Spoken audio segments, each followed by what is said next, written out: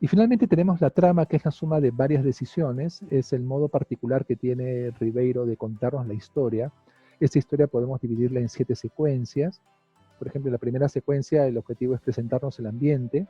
Hace empleo de una escena, ¿no? De unos diálogos entre personajes.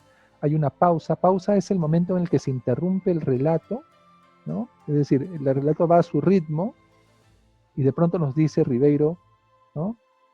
Cuando los chicos salen corriendo a la acequia a lavarse la cara, luego que el abuelo los ha despertado, ¿no? Ribeiro dice, perdón, el narrador dice, con la tranquilidad de la noche, el agua se ha remansado. Esto no lo dice Don Santos, esto no lo dice Enrique, no lo dice Efraín, esto lo dice el narrador, ¿no? O sea, el narrador participa con un juicio que de pronto significa algo así como una pausa dentro del relato que hace en toda la historia, ¿no? Se detiene el tiempo en ese momento.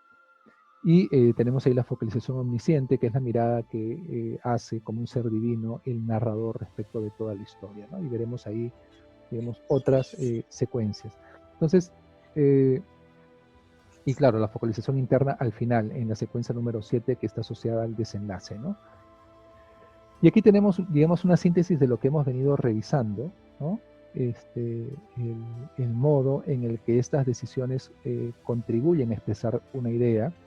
Recuerden que una idea clave compartida por ustedes, o una temática clave, es la temática de la deshumanización. Y la pregunta es, ¿en qué medida estas decisiones técnicas contribuyen a expresarla? Pero la pregunta, recordemos, está dirigida a reconocer, ¿no?, qué recursos son claves para poder mantener este interés en el lector. Y en este momento corresponde que ustedes participen dando una respuesta. ¿Quién es el primero en compartir una idea? ¿Cuál de estos recursos, al juicio de ustedes, resulta clave para generar ese interés en el lector? ¿Quién desea compartir una Yo, respuesta? profe. Adelante, Pablo. Yo creo que, yo creo que un factor clave sería la focalización, porque si bien, como has dicho antes, que una de las dos focalizaciones que había en la obra se trataba de relatar la miseria, y la miseria es algo que a nosotros como humanos es algo que nos impresiona y es algo que nos preocupa y es algo que tratamos de resolver y y como estamos acostumbrados a ello, por eso nos llama la atención en la obra.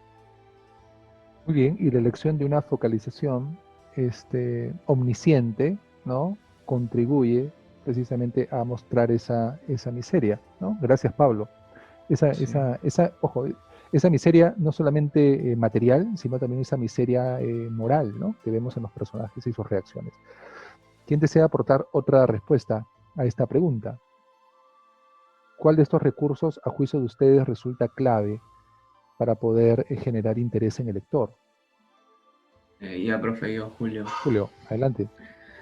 Ya, yo creo que el espacio, ya que se da en una zona que yo recuerde, no muy común en un lugar de granjas, si no me equivoco.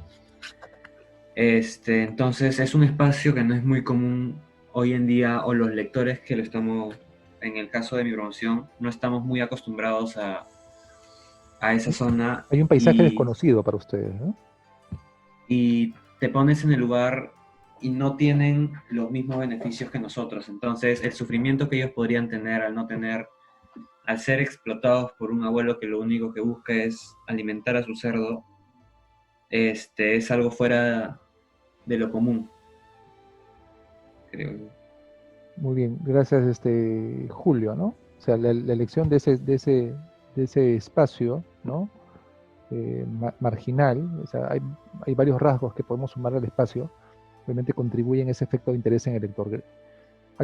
A ver, una tercera intervención. Yo sé que todos quieren participar, así que... Yo. Yo, profe. A ver, No, yo. Carlos primero y luego Enrique. Ya Ya, que dale. para mí lo más importante fue el motivo porque tipo, nos muestra que el cerdo en realidad es lo que ocasiona todo lo que sucede a lo largo de la historia y se puede entender como ese mal que hay en la sociedad y que hace que el resto se corrompa. Ujú. Porque al final de la historia tanto el abuelo como los nietos terminan cambiando.